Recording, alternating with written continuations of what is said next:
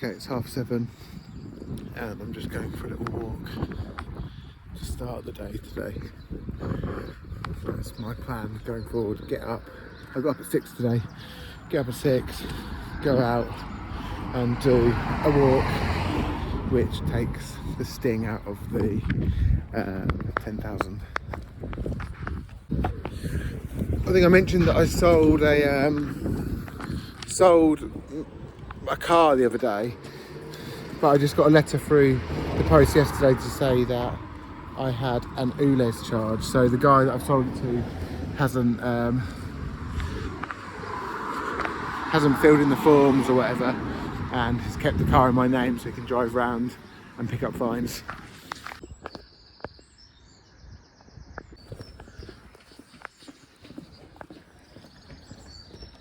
Lots of people are up and about by 7:30, 8:15 on their way to work. So I need to kind of be aiming to get up earlier than this, I think. Or not get up earlier, but get out of the house earlier. Maybe just the first thing. Get out of bed, cold shower, coffee in a flask, and then go for a walk.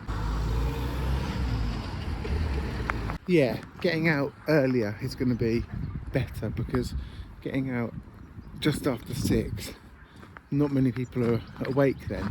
You can just feel, it feels quieter, but by the time you've got past 7, everyone's emerging and zooming about their day. I'm sort of quite lucky in a way that my work day tends to, although it doesn't always start, but tends to start around 10 a.m. And so I'm kind of like 10 to 6 generally. So that means I can miss most of rush hour if I'm travelling into Chelmsford or something like that. But it'd be nice to be out here as the sun is just coming up, without all the traffic noise and people zooming around. So I'll try that tomorrow. There's a lot of bird life and yeah, birds singing. It's interesting, at 6 you can hear some birds and you can start to hear some others. It feels like they're waking up with you. Okay.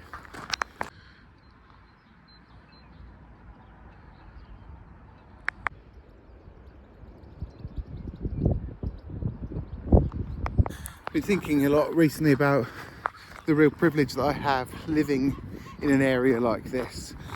I grew up in East Anglia, and I've kind of like stayed in East Anglia for all of my life, and at times I thought it'd be great to move and live somewhere else.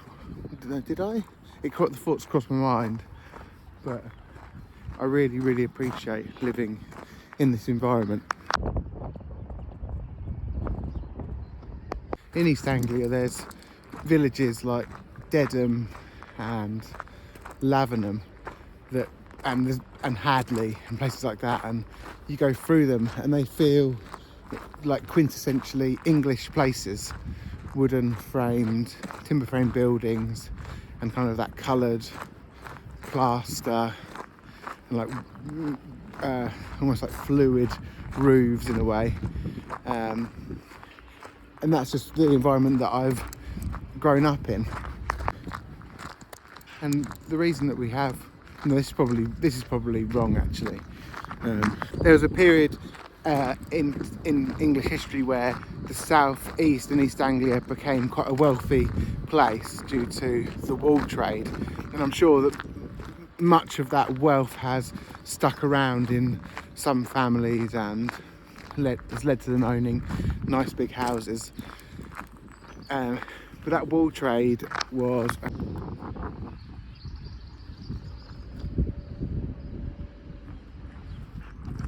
sorry, I love the teasel. It's probably my favourite plant. Yeah, the wool trade was boosted by immigration. So in the 13th century, seeing that we had the possibility of a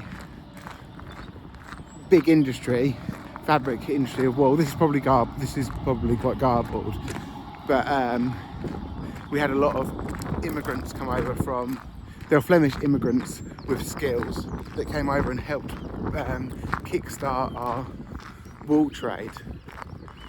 And then I think in the don't know, I'm going to say 15th century, we had a load of weavers come over from Holland, I believe, which has led some of the architecture, but they were fleeing the Spanish, as far as I'm aware. And it shows the positive benefits of immigration that immigration brings to this country, this nation, and has led to development of new ideas, new industries, and the accumulation of wealth for this nation. And those people came over here, I don't think the passport was invented then, so people just travelled over to share their skills and create a good life for themselves.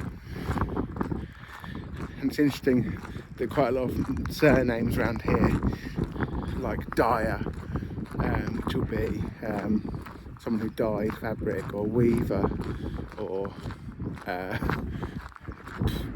don't know, some other ones like that, they may well have come from someone of Flemish or Dutch descent and ultimately have an immigrant background.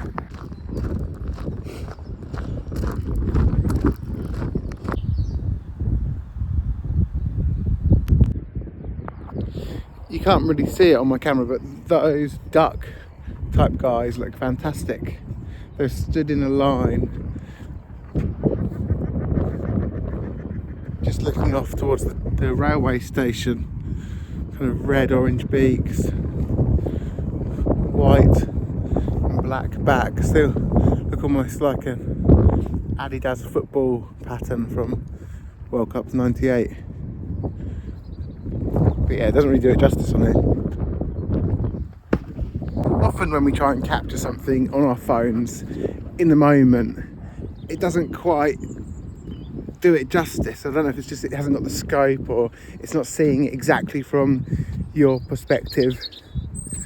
It's not imbued with your thoughts and feelings at that time. So, as well as capturing it on your phone, it's obviously good to have a proper look with your thine own eye as well. This estuary, which leads out, I mean, you've got the car up on the right there, which is where I was, and then out, as you saw earlier in the video, out to the North Sea. This estuary would have been one of the main pathways up into the country, like pre-railway, pre-car. So this would have been a massive trade route, believe it or not.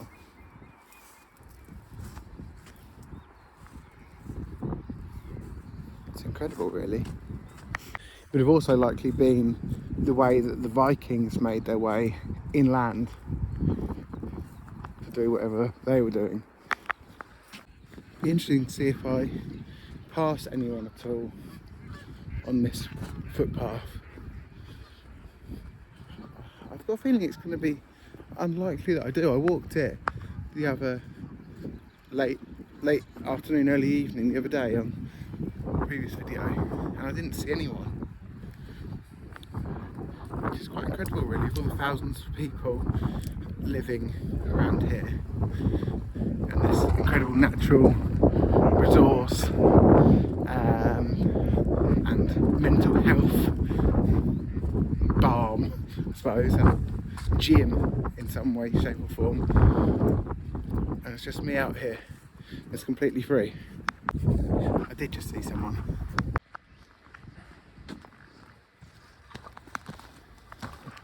Quite fun. 4,774 steps. What's interesting about this route is that the footpath is beautiful, but it's quite kind of uneven.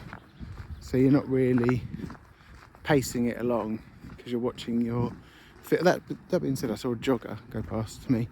But yeah, you're not really getting the steps in at a great pace. It feels like I should have done more than 5,000 there, but yeah, pleasurable nonetheless. I really like this coming out in the morning. It feels like I'm like somehow making time. rather than fighting against time later in the day. I'm sort of, because I'm coming out early, I'm making time for myself now, and that makes time for me later in the day. Hope that makes sense.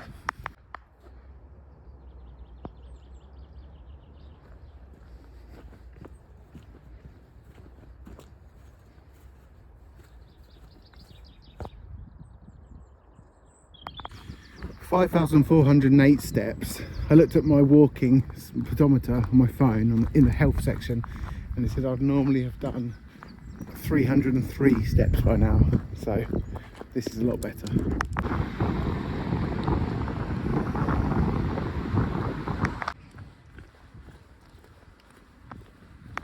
Step count's just clicked over to 8,500. I'm writing a song for every follower. Let's go! Eleanor May, how are you today? I wrote you a song. Yeah, Eleanor May, how are you today? I wrote you a song. Yeah, I wrote you a song. Yeah, I wrote you a song. Yeah, I wrote you a song. Yeah, Eleanor May, how are you today? I wrote you a song.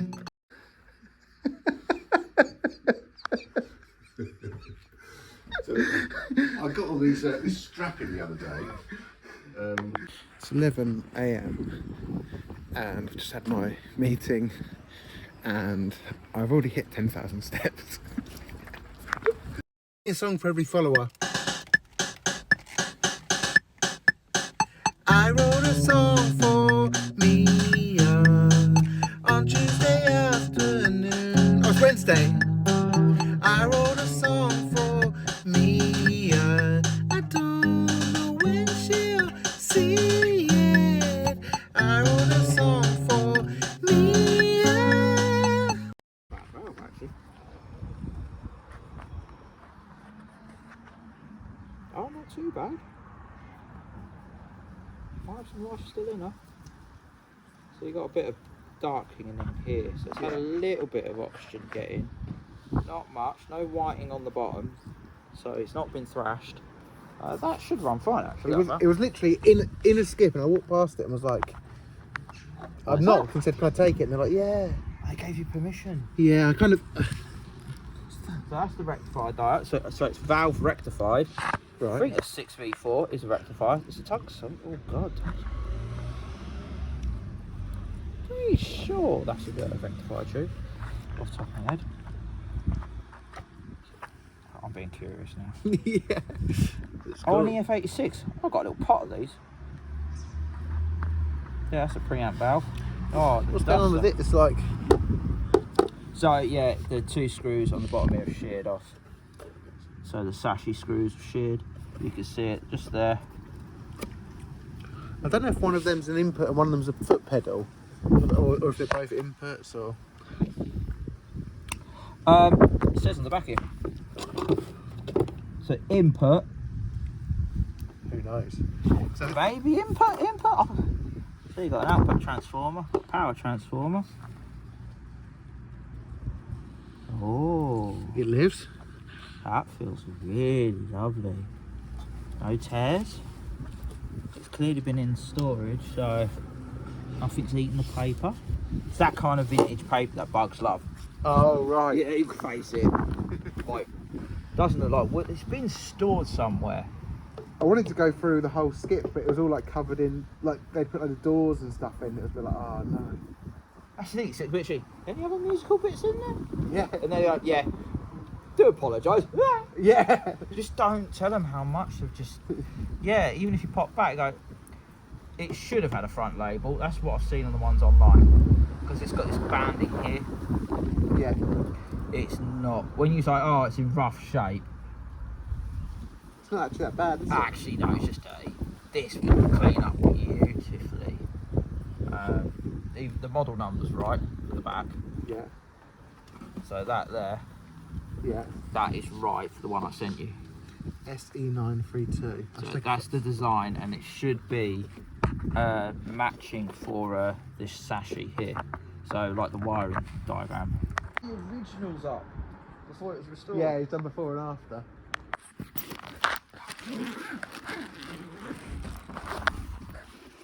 Oh yeah, you're right.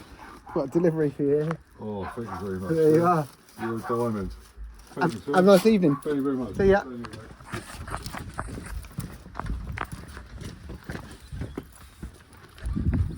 Already smashed the step count. I'm just out here delivering some takeaways. I'm writing a song for every follower. Sophie Angel Wing, yeah. I wrote you a song and I hope you sing along to it. Sophie Angel Wing, yeah. I wrote you a song and I hope you can sing along to it. Yeah. Alright, yeah. Gonna be catching me partying all night. Gonna be catching me partying all night. Alright, Yeah. Gonna be catching me partying all night.